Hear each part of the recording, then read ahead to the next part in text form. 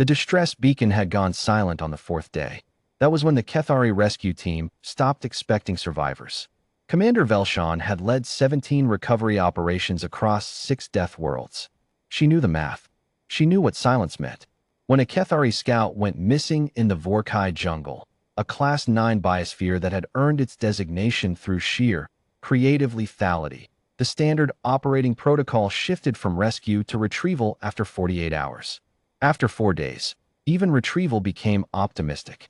The Joint Research Station at the jungle's edge had lost 12 personnel in a single incident. A routine sampling expedition, 2 kilometers in, had simply stopped reporting. No distress call, no emergency pulse. The jungle had swallowed them the way it swallowed everything. Quietly, completely, without explanation. The 13th member of that expedition had not been Kethari. He had been human. Velshan reviewed the file while her shuttle descended toward the station. Specialist Marcus Dole, 29 years old, xenobotanist, 3rd off-world deployment. His emergency contact listed a sister in a place called Manitoba, and his medical record noted a healed fracture in his left forearm from what the form described simply as a farming incident. Nothing in the file explained what he was doing when her team arrived at the station perimeter and found him standing at the edge of the tree line. He was carrying something large across both shoulders. His clothing was shredded at the sleeves and repaired. She looked closer, with strips of woven bark fiber, stitched with what appeared to be a thorn used as a needle. His boots were wrapped in an additional layer of broad leaves, tied at the ankle with vines. His face was calm, sunburned. He had a small cut above his eyebrow that had already scabbed over cleanly. Behind him, something moved in the shadows between the trees. Velshan's hand went to her sidearm. Easy, Dole said. Not to her. To the thing in the shadows. It stilled. What he had across his shoulders was meat. Processed, portioned, wrapped in large waxy leaves and bundled in a net he had constructed from jungle fiber. Station personnel later identified it as Vorkai boar, a 200-kilogram apex predator with layered hide dense enough to deflect standard-issue sidearm fire at moderate range. There was enough of it to feed the remaining station crew for 4 days. He set it down outside the station's outer door with the careful economy of someone putting down something heavy that they had been carrying for a while. Dole, Velshan said slowly. Where are the others? Inside. He tilted his head toward the station. Dehydration mostly. Redis has a broken collarbone from a fall on day 2. Ven has some infection in her leg that needs proper treatment. She's been running a fever since yesterday, but I kept the wound clean and she's stable. He paused. Yol lost 2 fingers, but I cauterized it. He's okay. Velshan stared at him. You kept 12 people alive, she said. For 9 days.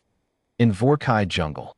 Marcus Dole looked mildly puzzled, as though she had said something slightly off. 11, he corrected. Dren didn't make it. Day 1, before I understood what the canopy layer was doing to our compass signals. We got separated for about 40 minutes, and he stopped. Something moved through his expression. We found him on day 3. I marked the location for recovery. The weight of that sentence settled over her like something physical. He had grieved. He had cataloged. And then he had kept moving. The thing in the shadows had been following him since day 2. This came out gradually, over the course of the debrief, as the station's medical staff worked through the survivors, and Velshan sat across a folding table from the human with 2 cups of something hot between them. The first night I heard it, he said. Big. Not Vorkai boar, different movement pattern, lower to the ground. Stalking rhythm. He wrapped both hands around his cup. I didn't sleep. Built a fire. Fed the fire all night with green wood because the smoke keeps the needle flies off, and I figured whatever was tracking me might not like it either. Did it work? Partially. By morning it had backed off about 15 meters, which told me it was curious more than hungry. A hungry predator doesn't stay at 15 meters all night when you're alone and exhausted. He paused. I started leaving scraps. Velshan set down her cup. You fed it. Intentionally, after day 3. I had to kill a Vorkai boar anyway. That was the first one, smaller female. I left the organs and the less useful cuts in a pile about 30 meters from camp. Came back in the morning and found it had eaten everything and moved to about 8 meters. And you interpreted that as progress. The corner of his mouth moved slightly. In Manitoba, if you're patient enough, you can hand feed a coyote. Takes about 2 weeks. This took 6 days, and I'll be honest, this thing is significantly larger than a coyote, he considered, and has 4 sets of eyes. The creature was a Vorkai lurker, a predator that the station's own xenozoology team had been attempting to study remotely for 3 years without ever getting closer than 200 meters. It was approximately the size of a large draft horse, built low and wide, covered in chromatophoric scales that shifted color with its emotional state. It had no documented name in the scientific registry because no researcher had survived close enough observation to file a proper report. Marcus Dole had named it Clover.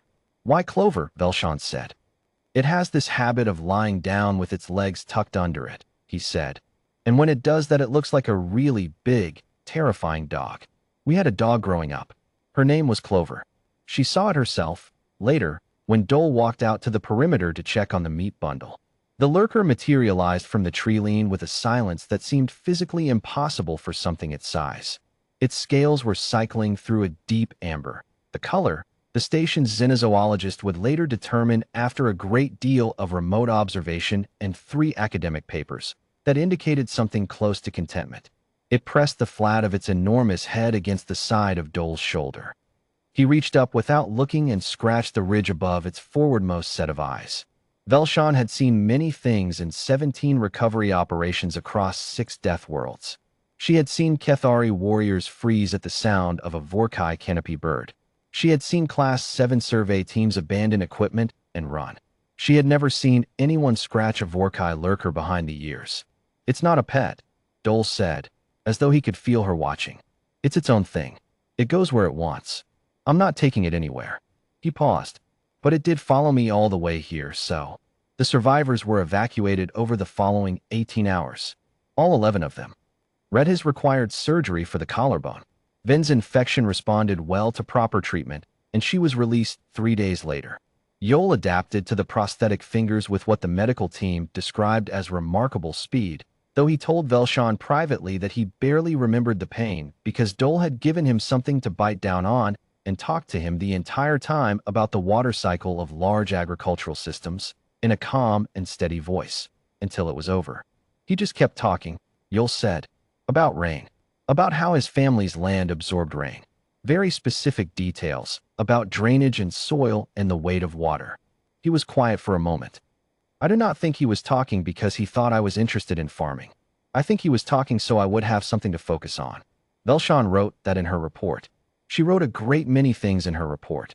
She wrote that the human had, without any formal survival training beyond a single standard-issue xenobiology fieldwork certification, organized 11 injured and disoriented personnel, maintained camp discipline, secured food and water for a 9-day period, and kept a Class 9 biosphere predator as a voluntary companion through a process she could only describe as patience and incremental trust building. She wrote that when she had asked him, at the end of the debrief, how he had known what to do, he had been quiet for a long moment. Then he had said, I didn't really. I just figured the jungle had rules, same as anywhere. I needed to learn them faster than they could kill me. She wrote that down too. 3 weeks after the evacuation, a xenozoology team returned to install long-range observation equipment at the Vorkai jungle perimeter. The lurker was still there. It was lying at the tree line in the position Dole had described, legs tucked under, head low, scales cycling through amber. Waiting, the lead researcher noted in her preliminary report, with what she cautiously described as the behavioral signature of an animal expecting someone to return. She named it Clover in the official taxonomy. It seemed, she wrote, like the right thing to do.